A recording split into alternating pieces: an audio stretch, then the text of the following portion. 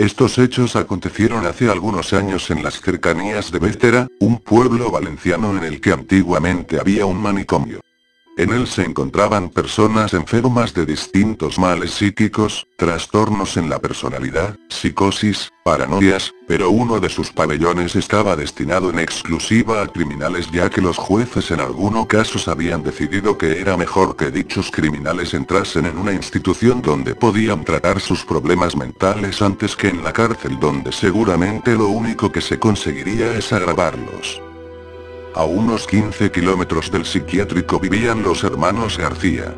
Eran 3 hermanos que se dedicaban al cuidado de unas pequeñas tierras que habían heredado de sus antepasados, los cuales siempre habían vivido por la zona.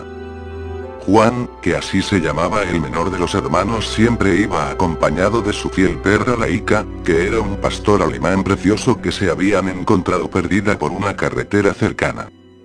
Los 3 hermanos compartían una humilde casa de labradores con una sola habitación en la que habían colocado 3 literas, un minúsculo aseo y una cocina de leña, típica de las zonas rurales.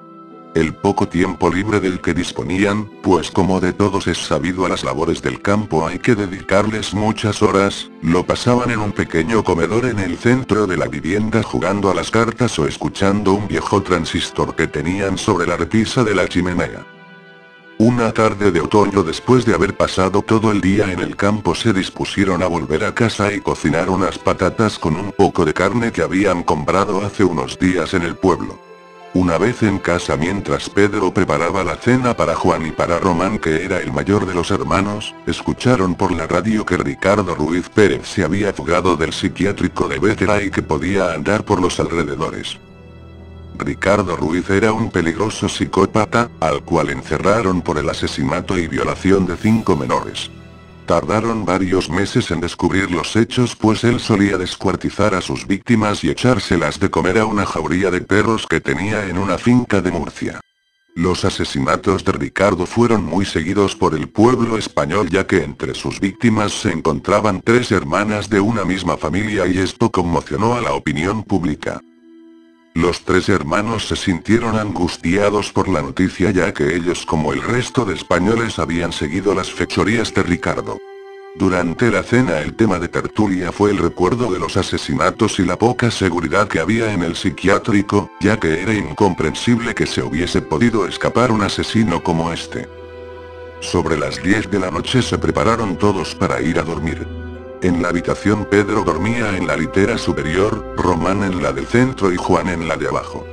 Debajo de la litera de Juan dormía Laika, a la que le encantaba que Juan por las noches antes de dormir le rascase el lomo, y ella, como muestra de cariño, le lamía siempre la mano. Media hora más tarde estaban ya todos acostados y prácticamente dormidos por el cansancio acumulado del día anterior.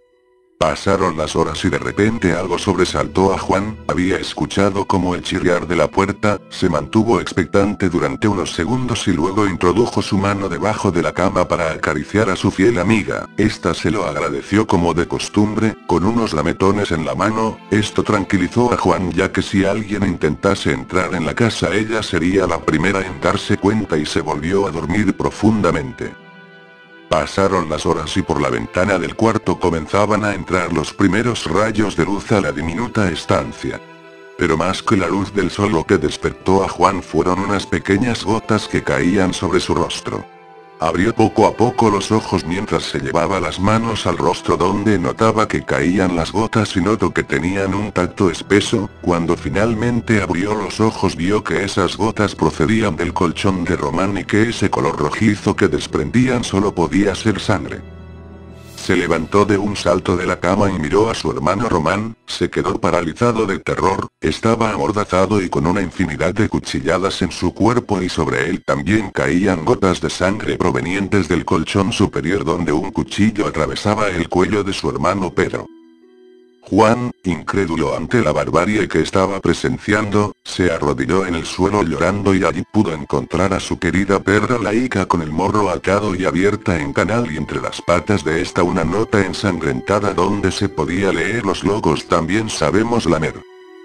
Juan, aterrado, notificó los hechos a la policía diciendo que Ricardo Ruiz había asesinado a sus hermanos y a su perra, pero la policía no le creyó.